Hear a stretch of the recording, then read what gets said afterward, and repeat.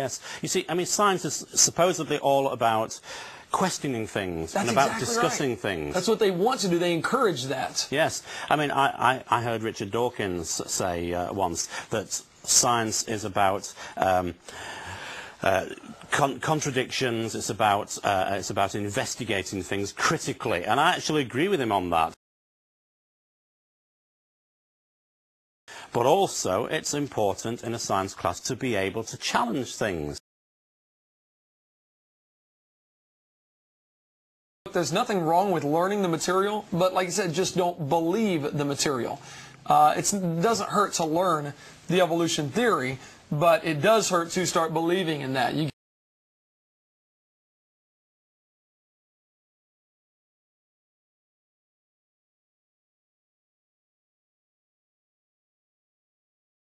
If we are going to claim the name of Christ and claim to believe in God and claim to believe in God's Word, why would I even ask this question? God said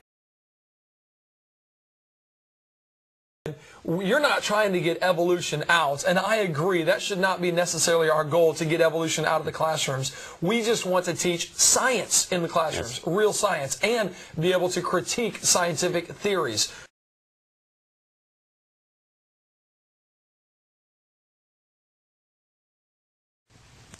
Dawkins and so on cannot prove that the world came into being 4.5 billion years ago.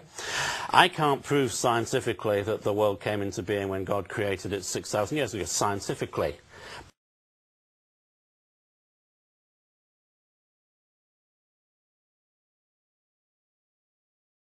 But I do have the documentary evidence. Exactly. We've got God's Word to go back on, and that is really what it comes down to. Are we going to take God's Word as our authority? That's right. Or are we going to take some modern scientific idea that's not really even scientific as our authority? What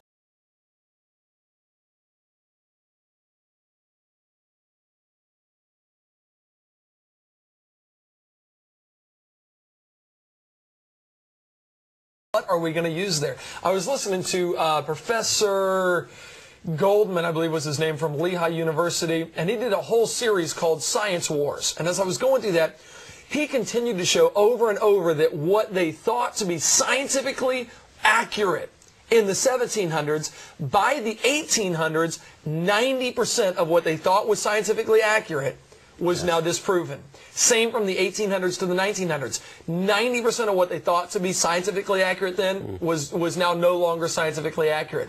Why in the world would I take God's Word, which was written over a period of a couple thousand years and has never been proven wrong, and compromise it or put it under the authority of man's opinion that is going to change here in a few years?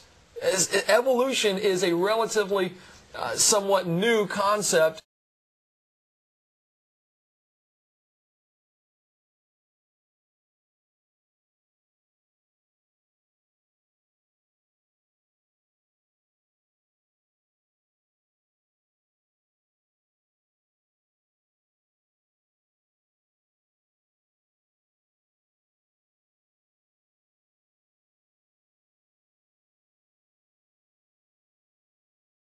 Why am I going to take it over what God says? Well, that's the issue, isn't it? It's an issue of authority. Where is our authority going to be? And, you know, there are many people who say things like, well, God could have used evolution to create the world. And that's really irrelevant. I mean, to an extent, I can accept that God could have used evolution to create the world. Actually, I don't think he could, because that would go contrary to his nature.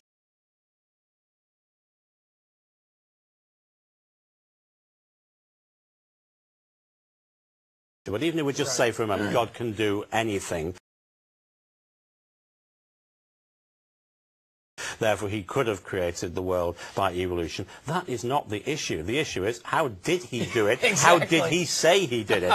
And if, you know, if he wanted to tell us he'd made it by evolution, then, you know, the pages of his word would have said that. But instead, the pages of his word say that he created the world in 6 days. And that's got to be our authority.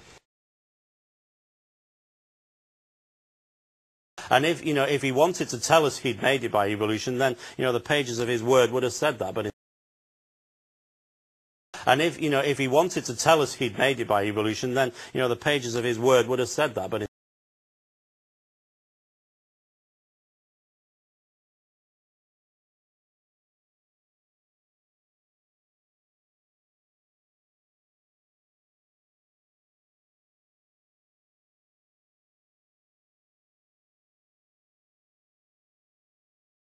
we look at it through God's lens, through God's perspective. So we don't look at the evidence and say, oh, well, maybe the Bible's wrong. We start with God's Word is true, God is right. Now, how does the evidence fit with it?